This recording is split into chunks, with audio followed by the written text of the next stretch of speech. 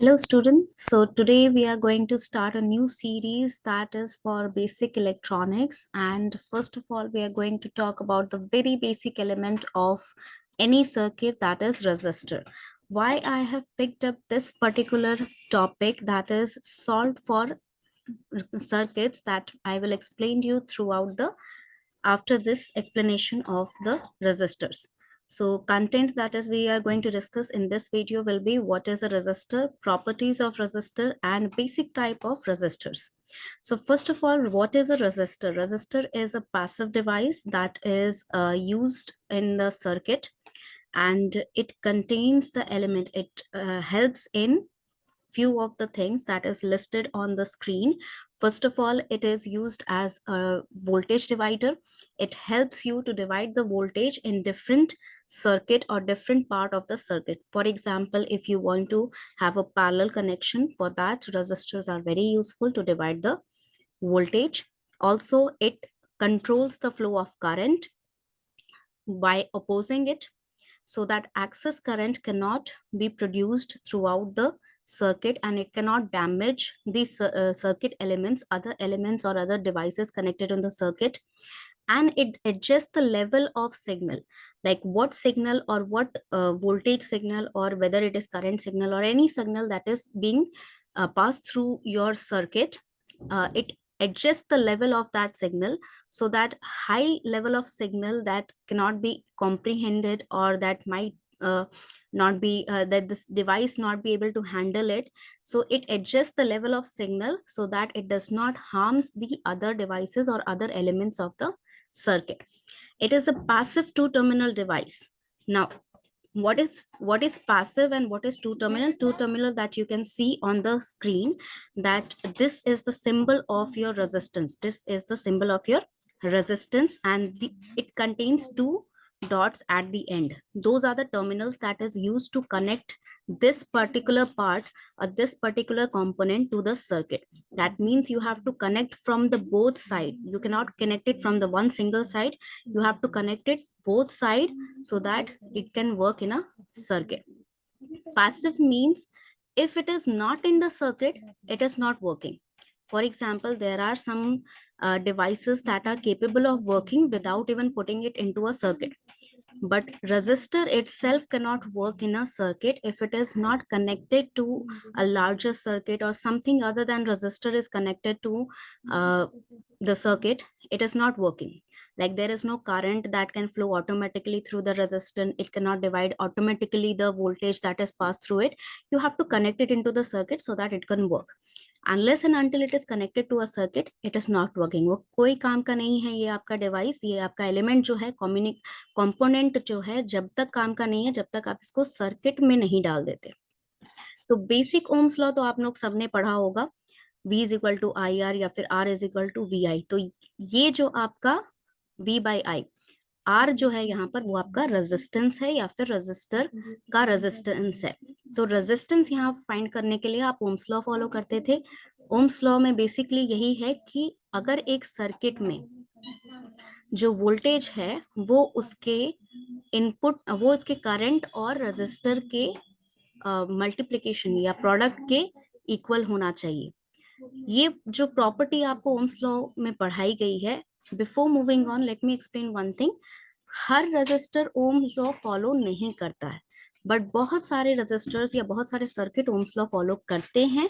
तो ये एक्सपेक्टेशन मत रखिएगा कि हर जगह आपका जहां रजिस्टर है वहां ओम्स लॉ फॉलो करेगा, या फिर जहां रजिस्टर है वो ओम्स लॉ किसी काम का नहीं है. It follows in most of the circuit, it follows the Ohm's law in most of the circuit, but there are some certain resistors and there are certain circuits or devices that do not use or do not follow Ohm's law. Ohm's law एक ऐसा law है जो majority circuit follow करते हैं, सारे नहीं, majority follow करते हैं. It is measured in ohms, यानी कि इसका जो ऐसा यूनिट है वो ओम्स है. Resistors which have high resistance value can be represented through kilo ohms और मेगा ओम्स. यानी कि जैसे कि आप बेसिक एलिमेंट, मीटर वाला जो आपका बेसिक यूनिट है, तो मिलीमीटर भी कर सकते हो, किलोमीटर भी कर सकते हो. सेम वे ओम्स भी आपका बेसिक आपका एसआई यूनिट है रेजिस्टेंस का. अगर बहुत ज्यादा है तो किलो ओम्स हो जाएगा, कम है तो माइक्रो ओम, मिनी ओम, ये सब आप कर सकते हो. इसके अलावा जो है प्रॉपर्टीज आपकी, ये जो डायग्राम है ये आपका फिक्स्ड और वेरिएबल रजिस्टर का, ये टाइप में हम डिस्कस करेंगे। After that properties of register पे आते हैं। तीन बेसिक प्रॉपर्टीज मैंने यहाँ पर लिखी हैं। पहला है बाइलेटरल। बाइलेटरल यानी कि जब हम दो टर्मिनल्स के साथ इसको सर्किट में कनेक्ट करते हैं, इट डज नॉट केयर कि आप किस साइड से रजिस्टर के करंट फ्लो कर रहे हैं। मतलब ऐसा नहीं है कि एक साइड पहले से ही पॉजिटिव, एक साइड पहले से ही नेगेटिव कर रखा है। आप जहां भी कनेक्ट करेंगे और जिस डायरेक्शन में करंट फ्लो करवाना चाहेंगे उस डायरेक्शन में वो फ्लो कर सकता है। It does not it and it resist, उसकी क्वालिटी भी चेंज नहीं होती है। जिस प्रॉपर्टी के लिए वो यूज होता है वो सेम प्रॉपर्टी के लिए यहाँ पर रजिस्टर जो है दोनों डायरेक्शन में यूज किया जाता है। और सिमिलर प्रॉपर्टी जो है इंडक्टर और कैपेसिटर भी शो करते हैं। दे डू नॉट केयर कि वो विद किस साइड से कनेक्टेड हैं सर्किट में, दोनों ही साइड से वो करंट भी फ्लो करवाएंगे। जो भी उनका काम है, जैसे रजिस्टर का ओपोज करना है, वोल्टेज डिवाइड करना है, ये सारे काम वो दोनों ही डायरेक्शन के कनेक्शन में करेंगे। मतलब आपको जो है कनेक्ट करते वक्त ये नहीं देखना है कि पॉजिटिव टर्मिनल कौन सा है, नेगेटिव टर्मिनल कौन सा है, आप किसी भी साइड से रजिस्टर को कनेक्ट कर सकते हैं। दूसरा, लीनियर इन नेचर। लीनियर का मतलब होता है कि यहाँ पर बेसिकली अगर इस टर्म में माना जाए तो वोल्टेज और करंट के बीच का जो रिलेशन है वो लीनियर है। यानी कि जैसे R is equal to V by I हमने पढ़ा, तो अगर वहां पर वोल्टेज बढ़ेगा तो करंट को जो है डिक्रीज करना होगा, और करंट डिक्रीज करेगा तो वोल्टेज को बढ़ना पड़ेगा। दोनों इक्विवेलेंट यानी कि similar relation, linear relation follow करते हैं। ऐसा नहीं हो सकता कि करंट और वोल्टेज दोनों बढ़ रहा है या दोनों घट रहा है। It is not possible. It follows a linear relation where voltage has to be increasing and the current has to be decreasing, और वाइस वर्सा। पैसिव नेचर मैंने आपको बता ही दिया है, वो खुद से कोई एनर्जी स्टोर नहीं करता है, नाइदर वो एनर्जी सोर्स है खुद ही। उसको जब तक आप जो है सर्किट के अंदर नहीं डालते हैं वो कोई काम का नहीं है। Now there are two connections that we know from the very starting. One is series and one is parallel that you can see on your screen. तो सीरीज कनेक्शन में जो है आप 1 bye 1 R1 R2 R3 connect करते जाएंगे, और इसका equivalent निकालने के लिए सारे रेजिस्टर्स का वैल्यू आपको बस ऐड कर देना है। पैरेलल में इक्विवेलेंट निकालने के लिए आप पैरेलली जब कनेक्ट कर रहे हैं इन सभी को, तो आपको जो है इस तरीके से दो रेजिस्टर्स अगर आपस में है तो R1 into R2 bye R1 plus R2 करना है, और बहुत सारे अगर हैं तो 1 बाय R इक्विवेलेंट निकलेगा is equal to 1 by R1 1 by R2 1 by R3 करके आपको एड ऑन करते जाना है ये वैल्यू। और ये दोनों ही कनेक्शन पॉसिबल है। ऐसा नहीं है कि एक में ज्यादा बेहतर है एक में ज्यादा नुकसान है, ऐसा कुछ नहीं है। दोनों ही अपने अपने जगह पे यूजफुल होते हैं। जहां पर आपको सीरीज कनेक्शन चाहिए वहां आप सीरीज कनेक्शन यूज करिए सर्किट में, जहां पर पैरेलल कनेक्शन चाहिए वहां पर आप पैरेलल यूज कर सकते हैं। आफ्टर दैट आपके टाइप्स ऑफ रेजिस्टर, अभी हम जो है फिक्स्ड और वेरिएबल पढ़ेंगे।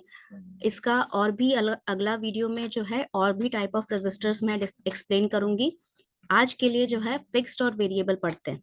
फिक्स्ड रेजिस्टर जो है, ठीक है, वो अपना वैल्यू चेंज तभी करेंगे जब वहां पर टेम्परेचर का वैल्यू या ऑपरेटिंग वोल्टेज का वैल्यू चेंज हो रहा है। यानी कि अपने आप चेंज नहीं करेंगे, उसका सराउंडिंग का कोई वैल्यू चेंज हो रहा है, उस पे टेम्परेचर बढ़ रहा है, उसका वोल्टेज जो पास हो रहा है उसके थ्रू वो आप बढ़ा रहे हैं, तो जब तक कोई एक्सटर्नल फोर्स नहीं देता है उसको, तब तक उसका वैल्यू फिक्स्ड है।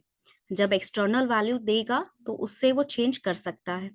वेरिएबल रेजिस्टर जो है वो सर्किट के हिसाब से एडजस्ट करते हैं। ठीक है, सर्किट में अगर उनको आपने सेट कर दिया, जैसे कुछ वेरिएबल रेजिस्टर जो होते हैं उसमें वैल्यू मैनुअली डाली जा सकती है, कुछ according to the dependable values, resistor का सॉरी टेम्परेचर का वैल्यू, वोल्टेज का वैल्यू, प्रेशर का वैल्यू, ये सब के वैल्यू की वजह से चेंज होता है। तो वेरिएबल रेजिस्टर अपने आप चेंज कर देता है या फिर आप मैन्युअली चेंज कर सकते हैं। फॉर एग्जांपल एक रियोस्टेट होता है, अगर आप देख सकते हैं यहाँ पर उसका डायग्राम भी बनाया गया है। इसको आप इसका एक हैंडल होता है जिसके थ्रू आप जितना ओम चाहते हैं, एक वेराइड रेंज से 1 ओम से लेके 100 ओम तक आप जितना भी रेजिस्टेंस चाहते हैं सर्किट में आप मैनुअली भी कर सकते हैं। पोटेंशियोमीटर जैसे जो रेजिस्टेंस होते हैं वो अपने आप value depending on temperature, depending on the voltage provided, वो चेंज कर लेते हैं। फिक्स्ड रेजिस्टर का जो वैल्यू होता है वो चेंज बहुत कम होता है। फिक्स्ड रेजिस्टर जैसे कि आपके लीनियर रेजिस्टर में फिक्स्ड रेजिस्टर ये आता है, और जो फोटो आपने फर्स्ट फ्रेम में देखी थी पीपीटी के स्टार्टिंग में, वो भी आपका फिक्स रजिस्टर है, जिसके बैंड्स, वो जो कलरफुल बैंड होते हैं उसके ऊपर वो बताते हैं कि कितना वैल्यू का आपका रजिस्टर है। तो I hope this part is clear, and in the next video we will discuss more type of resistors. Thank you so much.